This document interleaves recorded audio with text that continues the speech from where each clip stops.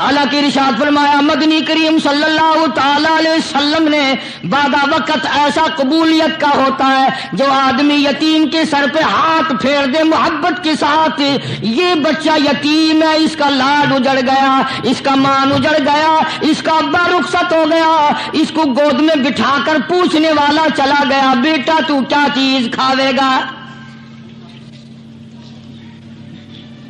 حضور کریم صلی اللہ تعالی علیہ وسلم نے فرمایا جب یتیم کے سر پہ آدمی محبت کے ساتھ شفقت کے ساتھ ہاتھ پھیرتا ہے، اللہ پاک یوں فرماتا ہے مجھے اپنی کبریائی کی قسم جتنے بال اس کے ہاتھ کے نیچے آ جاتے ہیں اتنی نیکیاں ہاتھ پھیرنے والے کے نام اعمال میں لکھ دی جاتی ہے۔ اس ویڈیو کے اندر میں پھر سے قاری حنیف ملتانی صاحب رحمۃ اللہ علیہ کا ایک بہترین بیان لے کر کے حاضر ہوا ہوں۔ امید کرتا ہوں کہ آپ حضرات کو یہ بیان بہت زیادہ پسند آئے گا، تو چلیے اس بیان کو میں اور آپ مل کر کے دھیان توجہ کے ساتھ سنتے ہیں، انشاءاللہ بڑا فائدہ ہوگا۔ حدیث میں آتا ہے، ارشاد ہے مدنی کریم صلی اللہ علیہ وسلم کا کہ بعض لوگ اللہ کی زمین پہ چلتے ہیں، بعض لوگ اللہ کی زمین پہ چلتے ہیں اور زمین اللہ سے یہ اجازت مانگتی ہے پروردگار اگر اجازت ہو میں اس کو نگل جاؤں، میں نہیں چاہتی کہ اس کے منحوس قدم مجھ پہ پڑتے رہیں، اجازت ملے میں اس کو لقمہ بنا کر کے نگل جاؤں، اس کو زمین کی تہ میں لے آؤں۔ اور ایک اور ارشاد ہے حضور کریم صلی اللہ علیہ وسلم کا، یوں فرمایا کہ جب قوم کے اندر تین چیزیں ہو جائیں، جب کسی قوم میں تین عادتیں، تین خصلتیں، تین برائیاں پیدا ہو جائیں تو سرکار مدینہ صلی اللہ علیہ وسلم نے فرمایا وہ قوم پھر زمین کے اوپر بسنے کے لائق نہیں رہتی، اس قوم کو زمین کے اندر غرق ہو جانا چاہیے۔ وہ کون سی باتیں ہیں؟ ارشاد فرمایا محمد عربی صلی اللہ علیہ وسلم نے کہ پہلی بات تو ان کی یہ ہے کہ جب قوم کے امیر لوگ، غنی لوگ، مالدار لوگ بخیل ہو جائیں، اللہ تعالیٰ نے جو ان کو سرمایہ دیا ہے، رب العالمین نے جو ان کو پیسہ اور دولت دی ہے، اس میں کسی غریب کا وہ حصہ ہی نہ رکھیں۔ چنانچہ آج آپ دیکھ لیں فالتو لاکھوں روپیہ لگ جائے گا لیکن کسی بیوہ کے گھر ایک سیر آٹا دینا، کسی یتیم کے سر پہ ہاتھ پھیرتا ہوا امیر آدمی شرماتا ہے کبھی میرے ہاتھ کی ہتھیلی نہ گھس جائے۔ حالانکہ ارشاد فرمایا مدنی کریم صلی اللہ تعالی علیہ وسلم نے بعد وقت ایسا قبولیت کا ہوتا ہے جو آدمی یتیم کے سر پہ ہاتھ پھیر دے محبت کے ساتھ، یہ بچہ یتیم ہے، اس کا لاڈ اجڑ گیا، اس کا مان اجڑ گیا، اس کا ابا رخصت ہو گیا، اس کو گود میں بٹھا کر پوچھنے والا چلا گیا بیٹا تو کیا چیز کھاوے گا؟ حضور کریم صلی اللہ تعالی علیہ وسلم نے فرمایا جب یتیم کے سر پہ آدمی محبت کے ساتھ شفقت کے ساتھ ہاتھ پھیرتا ہے، اللہ پاک یوں فرماتا ہے مجھے اپنی کبریائی کی قسم جتنے بال اس کے ہاتھ کے نیچے آ جاتے ہیں اتنی نیکیاں ہاتھ پھیرنے والے کے نام اعمال میں لکھ دی جاتی ہے۔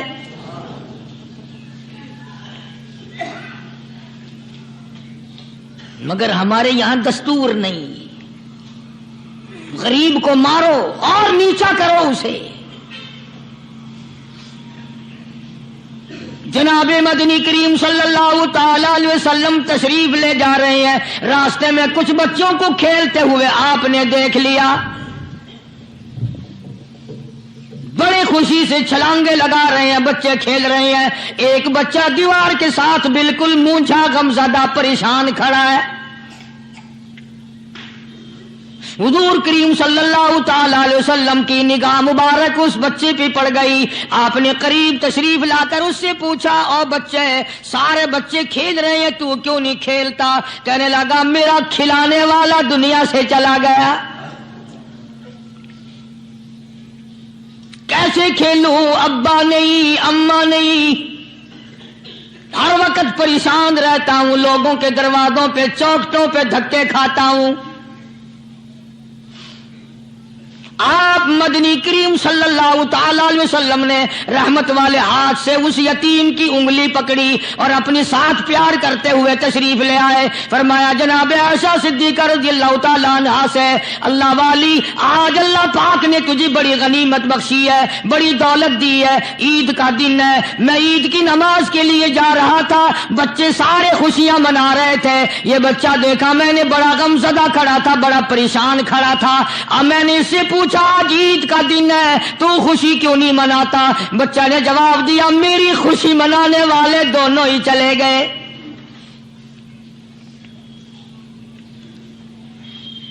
آج اللہ نے یہ موقع بخشا ہے، اسے نہلا دھلا، اس کو نئے کپڑے پہنا،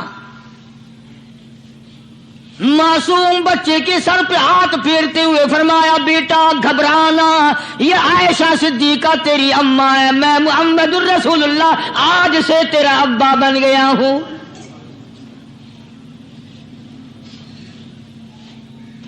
نہلایا دھلایا، کھلایا پلایا، ہنسایا، اسے بلایا ساتھ لے کر۔ جب حضور کریم صلی اللہ تعالی علیہ وسلم ان بچوں کے پاس سے پھر گزرے جو پہلے کھیل رہے تھے، اس زمانے کے تو بچے بھی سمجھدار تھے، آج تو چٹی داڑھی والوں کو سمجھ نہیں ہے۔ قبر بالکل کنارے، قبر کے کنارے پہ کھڑے ہیں پھر بھی سمجھ نہیں۔ کسی کو حسد نے مارا، کسی کو تکبر نے مارا، کسی کو دولت کی بیماری نے مارا، اسی کو مجذوب کہتا ہے، نفس اور شیطان خنجر در بغل۔ کوئی آدمی اپنے بارے میں اطمینان نہ کرے کہ میرا معاملہ ٹھیک ہو گیا، نہ جانے آخری وقت میں کیا بن جائے گی۔ ایک اللہ والے کا انتقال ہونے لگا، آخری وقت ہے، خاندان اس اللہ والے کا چاروں طرف بیٹھا ہوا ہے، مریدین بیٹھے ہوئے ہیں، اللہ والے کے چاروں طرف حلقہ بیٹھا ہوا، آخری وقت ہے۔ عربی زبان میں جس کا ترجمہ یہ ہے، اس کی زبان سے ایک بات نکلتی ہے، ابھی نہیں ابھی نہیں ابھی نہیں ابھی نہیں ابھی نہیں۔ مرنے کے بعد کسی نے خواب میں دیکھا تو پوچھا حضرت جی دنیا درود شریف پڑھتی ہے، مرتے وقت کلمہ پڑھتے ہیں، اللہ اللہ کرتے ہیں، یہ آپ ابھی نہیں کیا فرما رہے تھے؟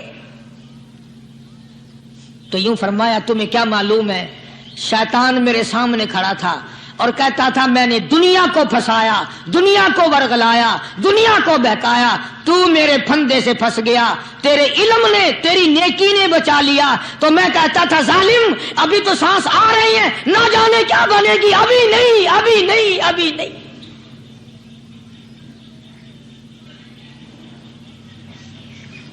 اسی کو مجذوب کہتا ہے، کیا معلوم کیا بن جائے گا، کس حال میں دم نکلے گا، رات کو کیا ہو جائے گا، دن کو کیا بن جائے گا؟ فرمایا نفس اور شیطان ہے خنجر در بغل، نفس اور شیطان ہے خنجر در بغل، وار ہونے کو ہے اے غافل سنبھل۔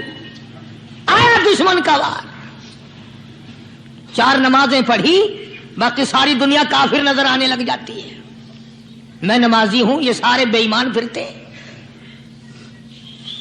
شیطان پیدا کرتا ہے یہ چیزیں۔ اگر اللہ نام پہ تھوڑی سی کبھی خیرات کر دی تو بہانے لوگوں کے سامنے ذکر ہو رہا ہے، اجی آج کل تو ہمارے کاروبار نہیں، ورنہ انشاءاللہ فلاں مسجد جو ہے نا یہ ہم نے بنائی تھی، بہانے بتانا۔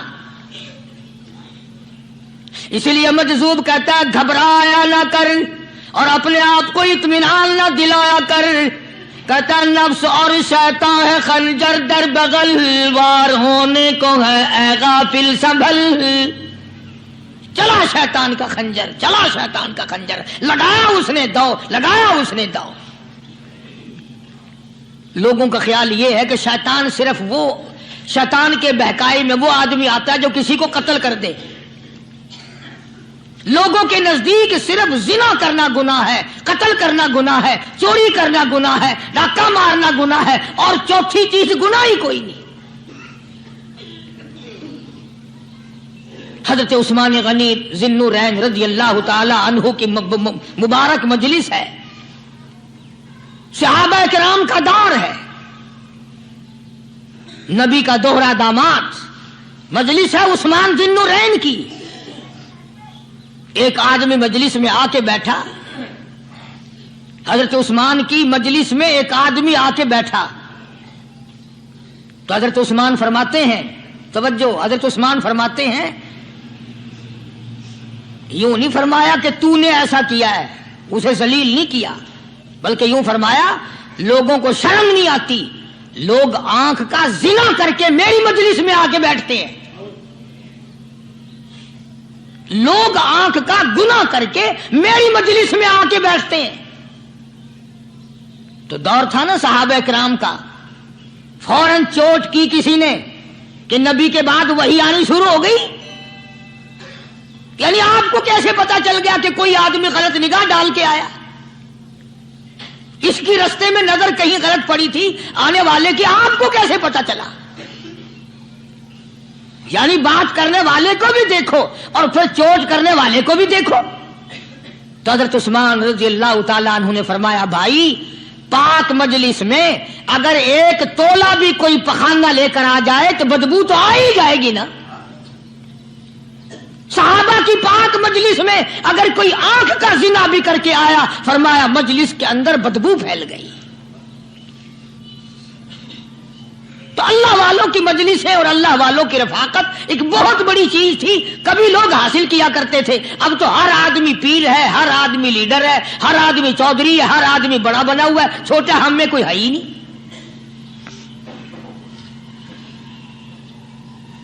اور ان ولیوں کی بھی الگ الگ بیچاروں کی رمزیں ہوتی ہیں۔ علماء کرام نے لکھا ہے، حضرت خواجہ باقی باللہ رحمت اللہ علیہ دلی میں مزار ہے، بہت بڑے بزرگ گزرے ہیں۔ دیکھو میں ذکر خیر کر رہا ہوں نا، کئی لوگ تمہیں نکلتے ہوئے ٹانگے والے، گھوڑے والے، رکشے والے کہتے ہیں قاری علی ولیوں کو نہیں مانتا۔ میں یہ ذکر خیر ولیوں ہی کا تو کر رہا ہوں، بات صرف اتنی ہے، تمہیں اچھی لگے یہ بری لگے، میں ننگوں کو نہیں مانتا۔ میرے نزدیک ولی وہ ہے جس کی رگ رس سے، نس نس سے، خون کے قطرے قطرے سے، ہر ادا سے، ہر سنت سے، ہر طریقے سے محمد عربی صلی اللہ علیہ وسلم کی سنت زندہ ہوتا ہو۔ میں اس کو ولی نہیں مانتا جو کپڑوں سے ننگا پھرتا ہو۔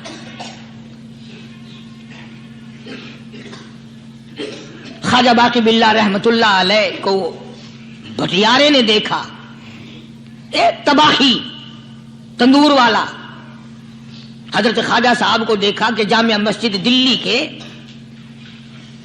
پیڑیوں پہ، سیڑھی پہ کبھی چڑھتے ہیں، کبھی اترتے ہیں، کبھی چڑھتے ہیں، کبھی اترتے ہیں، پریشانی کا عالم۔ تو تباہی تو ضرور تھا، بٹیارہ تو تھا، مگر تھا تو دلی کا۔ وہ سمجھ گیا کہ حضرت کو کوئی پریشانی ہے، پہنچا اور جا کے کہنے لگا، حضرت کیا بات ہے، آج رات کافی گزر گئی ہے، آرام فرماؤ، کبھی چڑھتے ہو کبھی اترتے ہو، پریشانی کیا پریشانی ہے؟ فرمایا 4 مہمان ہیں، کھانا کھلانا ہے، میرے پلے کچھ نہیں۔ اندازہ لگاؤ، ابھی ابھی ولی یہ کہہ رہا کہ میرے پلے دھیلا دمڑی کچھ نہیں، 4 مہمان ہیں، شرمندہ ہوں ان کو کھانا کھلانے کے لیے۔ تو وہ کہنے لگا، حضرت یہ کون سی فکر کی بات ہے، میں بھی لاتا ہوں۔ وہ کھانا لایا اور حضرت کے مہمانوں کو کھانا کھلایا، کھانا کھا لیا، فارغ ہو گئے۔ دیکھو ولی کی بات، ابھی تو کہتا تھا کہ روٹی نہیں ہے، اور ابھی ابھی وہی ولی کہتا ہے بٹیارے کا ہاتھ پکڑ کے، مانگ کیا مانگتا ہے، مانگ کیا مانگتا ہے۔ اب تیرے جیسا اگر وہاں ہوتا تو کہتا کہ جی کوئی گورنری شرمنری دلاؤ، اسمبلی کی ممبری دلاؤ، کوئی تھوڑے علاقے کا ڈھیر سیاح ہویا تو آخیا کہ جی میں کو بئی پر نہ دیو، پہلی پرانی تھی گئی ہے، ہوں میں کو کوئی نوی لاوی چا پر نہ ہو، یہ شے منگنی ہے، اور کیا منگیا۔ خواجہ باقی باللہ رحمت اللہ علیہ بٹیارے کا ہاتھ پکڑے کھڑے ہیں، فرمانے لگے، مانگ کیا مانگتا ہے؟ وہ तबाखी भी दिल्ली का था ना। कहने लगा हजरत बस अल्लाह का दिया सब कुछ है, बस आप रहने दें। फरमाया नहीं नहीं, मांग क्या मांगता है। उसने कहा हजरत फिर अगर देने पे ही आए हो ना, और अगर इतना ही दरियाए करम जोश में है और आप देने का जज्बा लिए हुए हैं, फिर मुझे अपने जैसा बना दो, अपने जैसा बना दो। क्या मांगा है, मुझे अपने जैसा बना दो। फरमाया नहीं बर्दाश्त कर सकेगा। कहने लगा फिर पूछते क्यों हो क्या मांगता है, जब देना ही कुछ नहीं तो पूछते क्यों हो। अगर देने पे आए हो अपने जैसा बना दो। यूं लिखा है कि ख्वाजा बाकी बिल्ला ने उस बटियारे को अपने सीने से लगा करके थोड़ा सा दबाया, तब पटाख करके रूह निकल गई बटियारे की। भला जो तजल्लियाते खुदाबंदी बतदरीज आहिस्ता आहिस्ता सीने में आए थे, उनका करंट वो यकदम बर्दाश्त कैसे करता। मेरा अर्ज करने का मकसद यही है कि हम लोग अपने आप को कब संभालेंगे, और वो कौन सा वक्त आएगा कि हम इस बात के कायल होंगे और तस्लीम करेंगे कि जो करता है खुदा करता है, बंदा कुछ नहीं कर सकता। तो मैंने इसलिए अर्ज किया, मजजूब कहता है नफ्स और शैतान है खंजर दर बगल, नफ्स और शैतान है खंजर दर बगल, वार होने को है ऐ गाफिल संभल। कभी 4 दिन बैठ के अल्लाह अल्लाह कर ली, तस्बीह फेर ली, तो दूसरों को ये तो दुनिया के धंधे में फंसे हुए हैं, मैं बहुत बड़ा वली हूं, मैं बहुत बड़ा अब्दाल हूं, मुझसे बड़ा तो कोई नेक है ही नहीं। ये बहुत बड़ी मार है शैतान की। इसी को कहता है कि नफ्स और शैतान है खंजर दर बगल, वार होने को है ऐ गाफिल संभल, आ न जाए दीन और ईमान में खलल, आ न जाए दीन और ईमान में खलल, बाज आ बदामल। कुछ तो सोच, किसकी तू पैदावार है, किसने तुझे बनाया, किसने तुझे ये आंखें दी, किसने ये लब दिए, किसने ये दिल दिया, किसने ये दिमाग दिया, किसने ये शऊर बख्शा, किसने ये सारी चीजें अता फरमाई। अल्लाह पाक की जात फरमाती है, ओ लोगों मुझे भी बड़ा दुख लगता है, मुझे भी बड़ा सदमा होता है, मेरा कहर जोश में आ जाता है जब प्यारी शक्ल बनाऊं मैं, प्यारी सूरत बनाई मैंने, प्यारा माथा सोनी शक्ल बनाई मैंने, जब मेरी चौखट के सिवा दूसरों के दरवाजे पे जाके तू माथा रखता है, फरमाया मेरा कहर जोश में आता है तुझे बर्बाद कर दूं।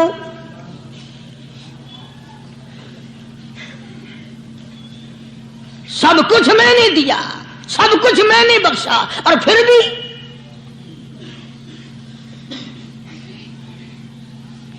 शाह अब्दुल कुद्दूस गंगोही रहमतुल्लाह अलैह बहुत बड़े बुजुर्गों में से गुजरे हैं,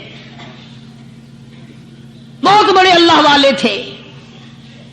एक रास्ते से गुजर रहे हैं, मुरीदीन साथ हैं,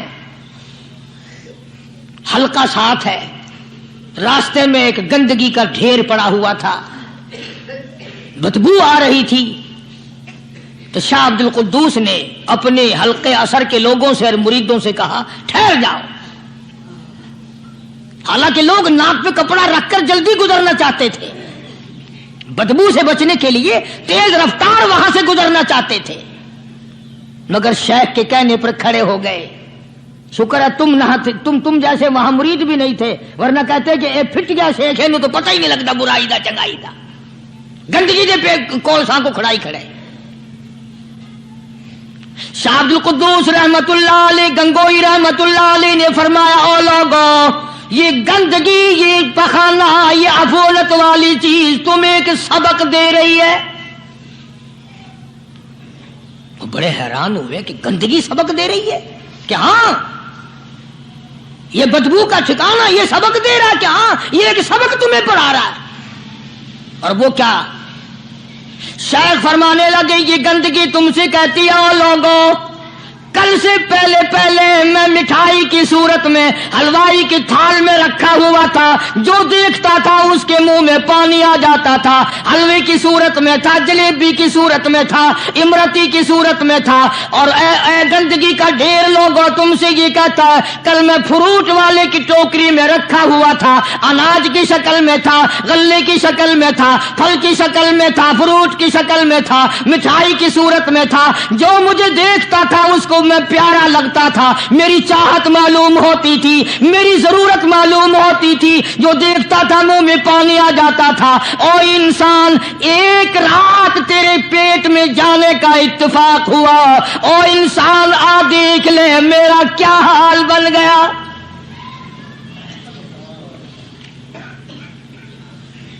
ایک رات تو تیری صحبت میں رہا ہوں، ایک رات تیرے اندر ٹھہرنے کا اتفاق ہوا، دیکھ میرا کیا حال بن گیا۔